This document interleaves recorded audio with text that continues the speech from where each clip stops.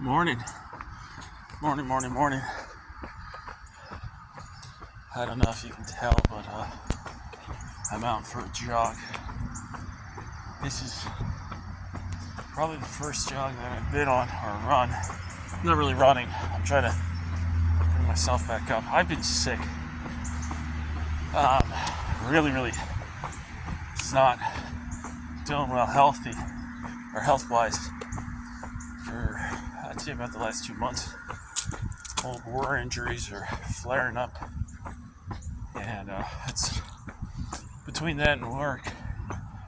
Those are the two reasons why I really haven't done any kind of video content, which I apologize. I just, when you're on the road, it's hard enough to do extracurricular activities, if you will. And when you're not feeling 100% on the road, it's like 10 times more difficult. I do want to point out on the off chance that Patrick sees this video, which I don't think he will, because it's not on Twitter. Pat, I highly recommend you get into shape, man.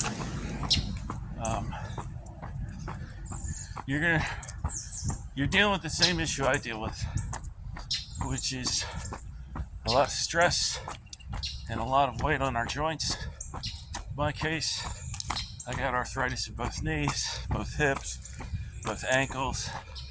I think all but 2 of my vertebrae have arthritis. I'm a train wreck.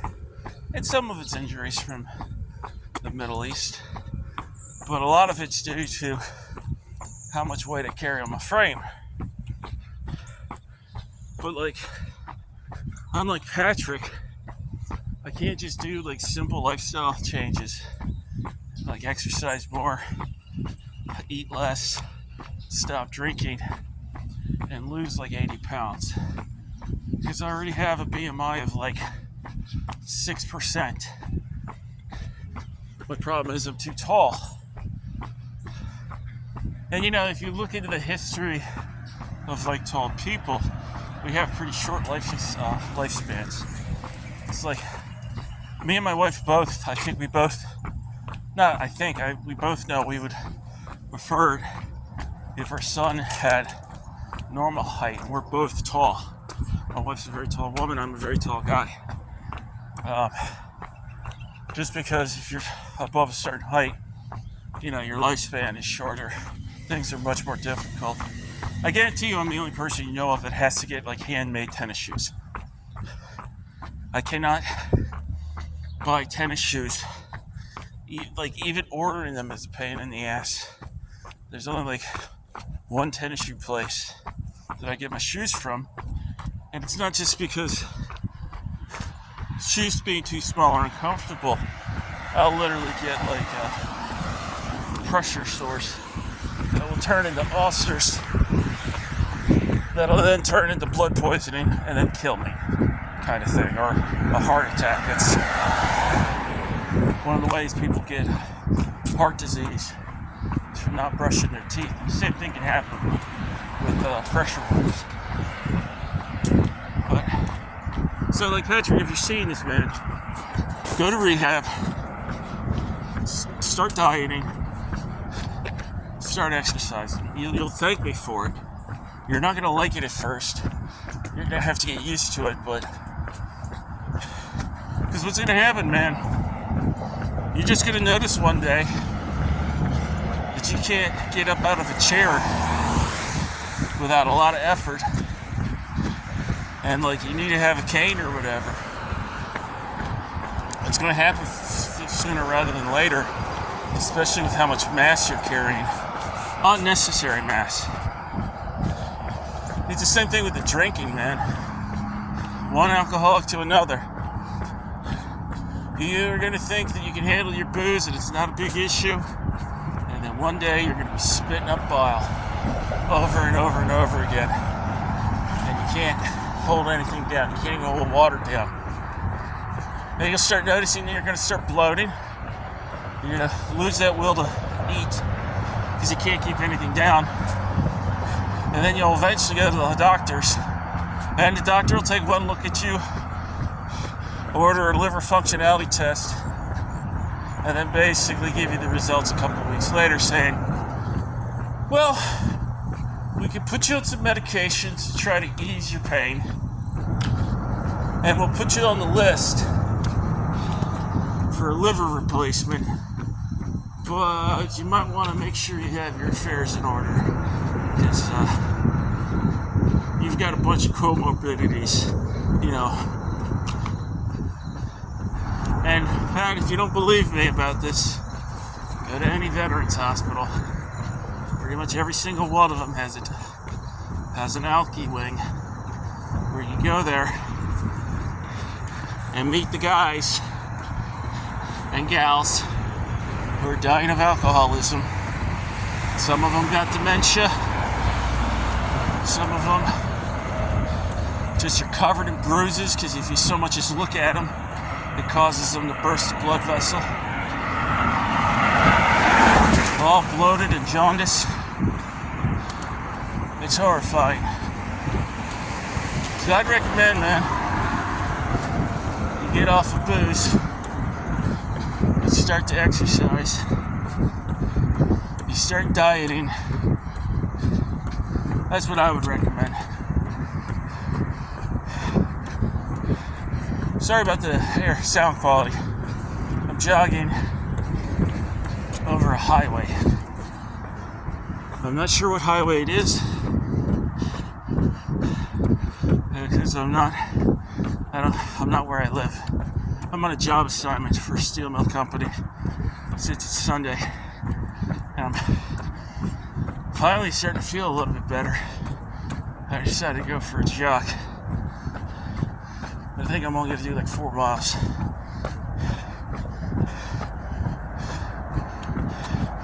Let's see, what's his name? Dan Mullen on Twitter is dropping hints that he's going to get Jackie's DD-214. I don't think that's going to happen. As I recall, you have to be like a blood family member to be able to pull that off. And it's usually for people where it's like they're trying to find information about like their great granddad that served in the war or whatever.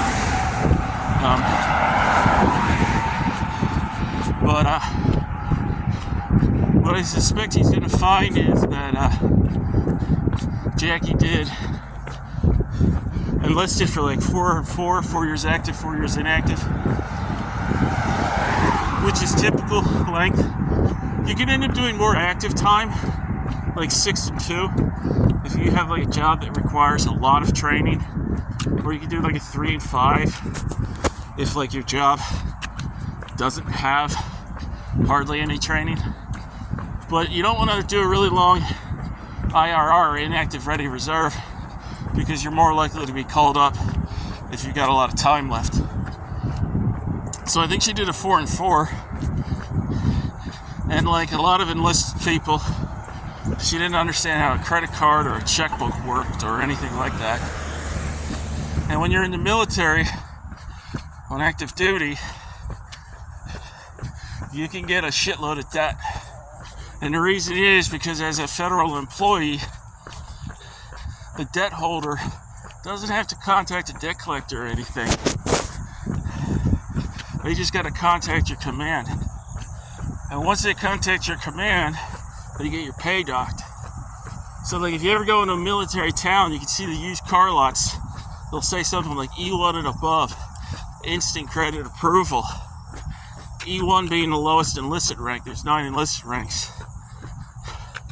So it's like, it's a way of getting idiots into the door and getting them to go tits up in debt. So I think that's what Jackie did, was she went into a ridiculous amount of debt, because when you're in the military, you don't get paid a lot, but you should still make money, like save money, because your food, your health care, and your housing are either A, directly taken care of, or B, you're subsidized in such a way that if you're smart, you make money off of it. So like, there's really no, the only reason people in the military go in debt is they're shitheads. Like, my guys that I had that went into debt, every single one of them were really fucking dumb. And not just when it came to money, but just like doing stupid shit, like very bad impulse control. So, I imagine when Jackie got to her 4-year, like towards the end of her contract, she probably realized, oh shit, I can't afford to get out because I have to start servicing this debt, or I am servicing this debt, and I'm just barely making the payments. I'll re-enlist.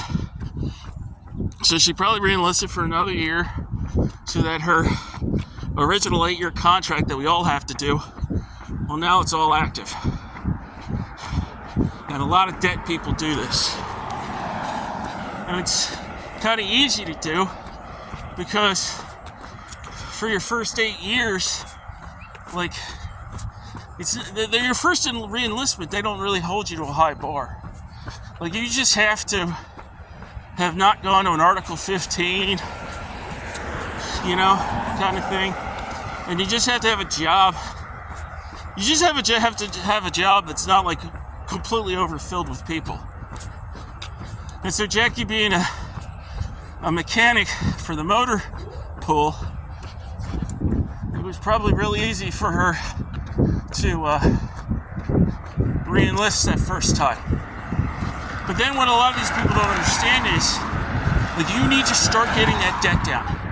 You've got to start getting that debt down. Because your next re-enlistment is going to be a lot harder. You've got to be above a certain rank. You've got to have, like, collateral duties. You've got to have, like, certain awards and so on. It's got to be worth the time of the military to keep you in. You can't just be somebody at their 8-year point that's doing the job that somebody at the 2-year point could do. They'll just let you go and bring the next person up through basic training. And it's kind of how the military works. And so a lot of these folks that never figure out how to balance their personal finances generally don't make rank. I would not be surprised if in 8 years Jackie cracked like E4, maybe E5 in 8 years. Whereas, like, for me, I had to do a 6-year contract. I don't want to go into what I did for the military, because when people start doing that, they start, like, puffing themselves up, and you start wondering, you know, there's a reason why I go to the trouble of trying to hide what my rank was and what my job was. Sorry, I'm getting a little winded. I have not run in, like, seriously, in like 2 months.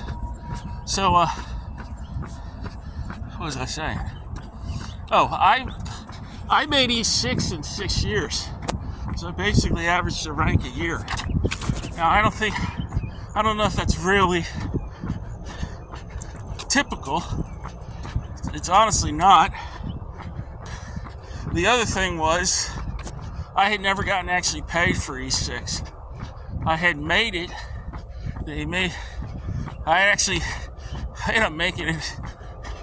I made it in the hospital in Germany. So it's like, you have to wonder, it's like, well, if you never get paid for it, did you really make it? Well, I still made it off. I still technically made it. But, yeah, I wouldn't be surprised if 8 years, Jackie hardly advanced at all. Now, I would not be surprised if Dan does get the DD-214, that if it shows that Jackie has a lot of extra training, like she's been sent off to like all these different schools, like Army Hydraulics School, Army transmission specialist school, and so on. One of the things that's really kind of screwed up with the military is, and I know this as a former supervisor, as a former NCO, we'd have like billets and stuff opened up where we could send people off for training. And me being the NCO, I would always want to reward my best people. And I would end up butting heads with my E7, who's like, no, we can't lose them. They're too good. Why don't you send these people? And it's like, he'd list off like 2 or 3 shitheads of mine that really didn't deserve that extra training, didn't deserve a break from the command, and furthermore, this would help them advance. Even though they were a shithead, it wasn't trusted with anything. It was kind of irritating.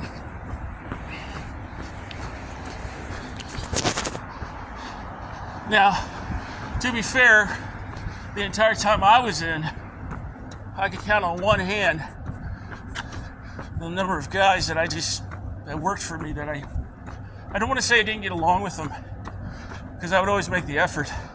It was I couldn't get anything out of them, if you will. And they could be frustrated. I had one guy, I remember he wanted to re-enlist at his 4-year point, or I think it was his 2-year point. They were going to let him re-enlist and make his whole contract 8 years active. And I sat him down, talked to him about it, and the guy's just fucking hugely immature and stuff, and I told him, this isn't a good idea for you. And everybody in the command agreed with me, up until he got to the old man, and the old man approved it. So the guy re-enlisted.